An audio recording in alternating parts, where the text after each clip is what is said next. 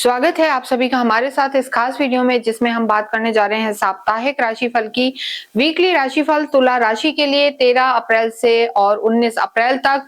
और देखिए ये वीक बहुत खास है। अभी जो आपके खुद के स्वामी हैं शुक्र, वो आपके 7th हाउस में है, खुद ही के घर को, लगन को देख रहे हैं। तो ये स्थिति आपके पारिवारिक जिंदगी के लिए बहुत अच्छी है। लेकिन इस वीक में सूर्य भी यहाँ प्रवेश कर जाएंगे, सूर्य उच्च के होंगे जो आपके स्पाउस के हाउस में प्रवेश करेंगे। तो इस परिवर्तन का क्या प्रभाव पड़ेगा? देखिए सूर्य का आपकी राशि को देखना, आपकी लगन को देखना, मान सम्मान तो यहाँ तुला राशि का बढ़ने वाला है। काफी क्रिएटिव आइडियाज आपको आएंगे, घूमने फिरने जाएंगे। लेकिन किन चीजों का यहाँ ध्यान रखना है ये हम बताएंगे। सबसे पहले बात करें अगर आपके स्वास्थ्य की, और उससे भी पहले जैसा हमने बताया कि जब भी साप्ताहिक राशिफल देखते हैं तो चंद्रमा यहाँ पर लगभग 3 से 4 बार बदल जाते हैं। हर सवा 2 दिन में चंद्रमा बदलते हैं। चंद्रमा इस पूरे ही वीक में कुंभ में रहेंगे, मीन में, फिर मेष में, और फिर उसके बाद वो रहेंगे वृषभ में।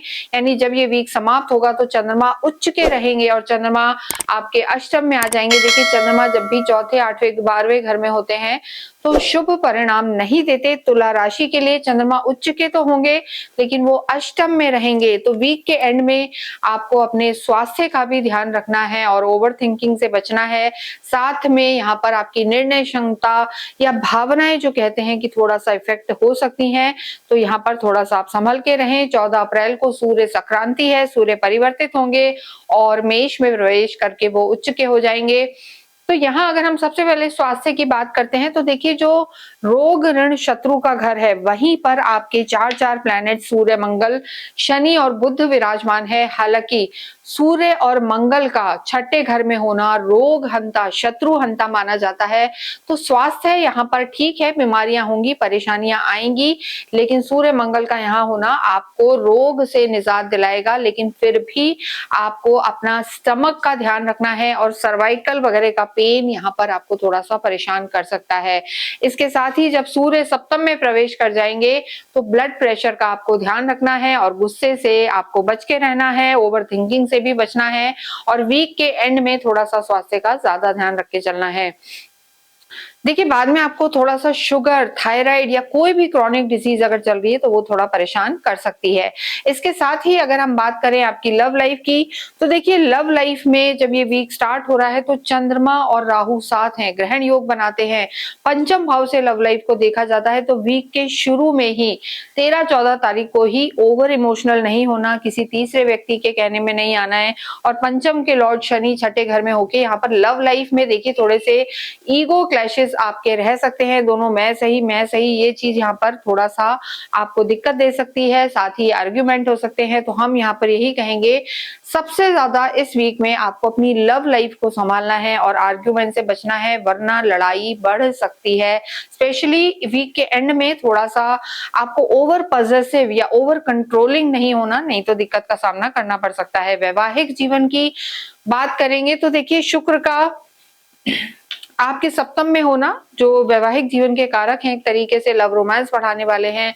आप ही की राशि को देख रहे हैं तो स्थितियां बेहतर है। लेकिन 14 अप्रैल को सूर्य प्रवेश कर जाएंगे आपके सप्तम में, उच्च के भी होंगे। तो यहाँ पर सूर्य का होना, मंगल का होना, शनि राहु केतु का होना ईगो क्लैशेस लाता है और सूर्य का यहाँ होना तो वैवाहिक जीवन के लिए बिल्कुल भी अच्छा नहीं है। हालांकि यहाँ शुक्र भी मौजूद है और शुक्र 20 तारीख को बदलकर आपके अष्टम में आ जाएंगे, स्वग्रही हो जाएंगे। स्वग्रही शुक्र तो आपके लिए अच्छे हैं लेकिन उसका प्रभाव आपको अगले वीक में देखने को मिलेगा। लेकिन यहाँ पर अगर हम कहें तो 14 अप्रैल के बाद आपको अपने वैवाहिक जीवन को संभालना है। कॉन्फ्लिक्ट रह सकता है, डोमिनेटिंग नेचर किसी एक ना एक व्यक्ति का रह सकता है। तो इसलिए जल्दबाजी में ना जाएं और आर्ग्यूमेंट से बचें। कार्य क्षेत्र की स्थिति बेहतर है। चंद्रमा देखिए शुरू में राहु के साथ हैं, फिर मंगल और चंद्रमा की लक्ष्मी योग बना हुआ है। चंद्रमा उच्च के भी रहेंगे लेकिन थोड़ा सा इस वीक में आपका जो एनर्जी लेवल है आप डाउन फील करेंगे, प्रोक्रेस्टिनेशन, आलस छाया रहेगा और ओवर थिंकिंग भी रहेगी। तो थोड़ा सा डिसीजन मेकिंग में ध्यान दें। लेकिन सरकारी क्षेत्रों से लाभ हो सकता है, पैतृक संपत्ति से से लाभ हो सकता है।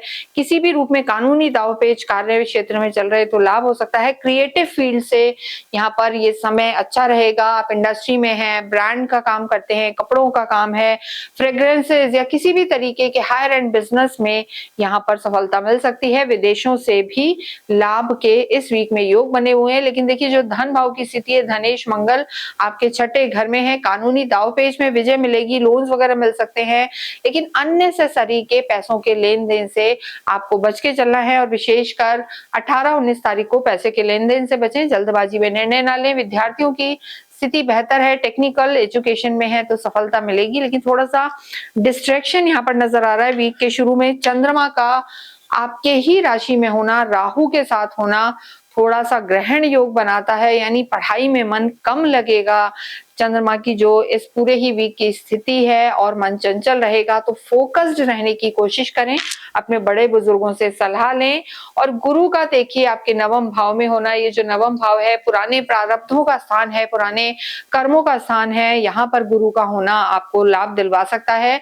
और देखिए गुरु आपको धार्मिक भी बनाएंगे और धार्मिक यात्राएं भी होंगी। और जो भाग्येश हैं, आपके भाग्येश का हालांकि छठे घर में होना उतना साथ यहाँ पर तुला राशि को भाग्य का नहीं मिल रहा है, लेकिन जैसे ही 14 अप्रैल को सूर्य परिवर्तित होंगे और आप ही की लगन को देखेंगे, वहां पर भाग्य आपका सपोर्ट देता हुआ नजर आ रहा है। अभी भाग्येश आपके नीच अवस्था में है, तो कार्य आपके बनेंगे, लेकिन थोड़ा सा स्पीड उनकी स्लो रहेगी। तो आपको इस वीक में अच्छे परिणाम मिले, इसलिए लव लाइफ को तो संभालना है, अपनी कुल देवी की आराधना करनी है, कुंजिका स्त्रोत का पाठ करना, कनक धारा स्त्रोत का पाठ करना आपके भाग्य को बढ़ाने वाला होगा। और बुधवार के दिन अवश्य ही आप गाय को चारा खिलाएं और स्ट्रीट डॉग को फीड करें, इससे आपकी परेशानियां दूर होंगी। और अवश्य ही कमेंट बॉक्स में ओम शुभ शुक्राय नमः लिखें।